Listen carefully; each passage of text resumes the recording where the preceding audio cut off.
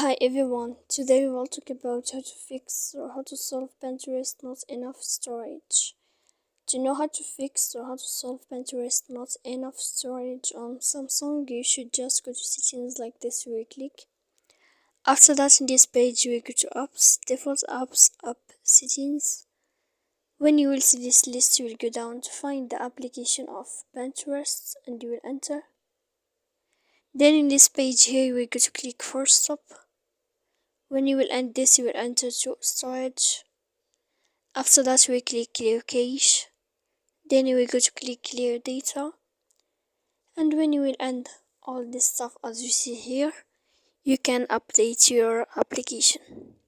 So please don't forget to support us by like and subscribe.